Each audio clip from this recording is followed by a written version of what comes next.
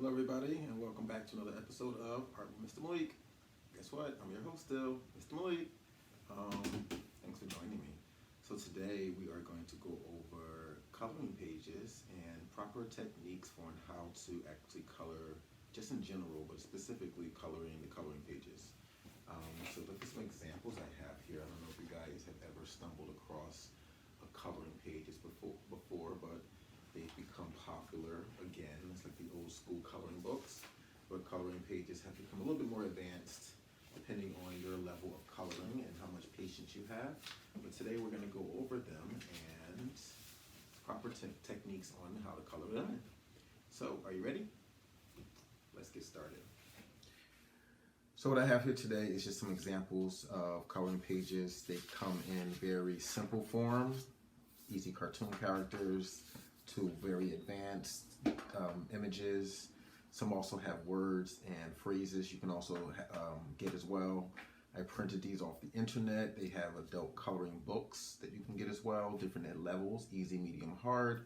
And easy, medium, hard really just means how much time you want to spend on each page. That's it. Because again, it's not like it's difficult, it's just the time period, because coloring pages are very meditative and are good for keeping you calm and just kind of keeping you focused, and also helping you to create something pretty and beautiful if you're not a person that can particularly draw, or you don't want to draw, you just feel like coloring, because coloring adds a different power and emotion to things, right? Look at this, very detailed work in different images that you can definitely get online or wherever you are. You can, again, order a book, anything like that. And one of the things that I noticed in my art teaching is that people really don't know how to color. So I'm going to give you some techniques on exactly how to color. So whatever you're going to color, one of the things that, and I'm going to zoom in for you guys so you can kind of see this a little clearer, but one of the things that I need you to do when you color is pay attention to the pencil or the marker or the crayon, whatever you're using. Pay attention to the strokes. What I mean by the strokes is the line you make when you're coloring, right?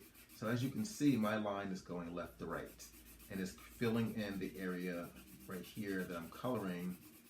But with my pencil, and I'm pretty sure you run into this also, you still see a little bit of white coming through, because for some reason you're saying to yourself, why is it not filling out? If I press harder, it might get a little darker, but it still doesn't really get in there as much as I need it to. So one of the things you can do is just turn the page and then color in the opposite direction, right? And as you can see, it automatically starts to fill in some of those areas to make your picture darker, right? So that's the best way to do that. You can even turn it a little bit more, go at it at a different angle if you want, and again, it'll get it darker to fill it a little bit more. So a lot of times people really stick with just one angle. So if I do it just one way, I don't care how hard I press, it's only going to get filled in but so many ways, right? So turning your pencil or your paper as you're filling it in really does some wonders. You can also create a cool shadowing technique by doing it that way as well, by going back over the colors in a different way. You can see how it clearly creates a really good dark light contrast in your colorings, right? So again, this is the proper way of coloring anything. You can also, and this is just having a straight line. You can also do, some people color using small circles. That also helps as well, kind of get to fill it in. I suggest if you do use small circles and you're coloring this way, still turn the page and come back a different angle and add some more of your circles. And that'll help you fill it in as well. Right? And that still works for no matter what color you use. It's very important that you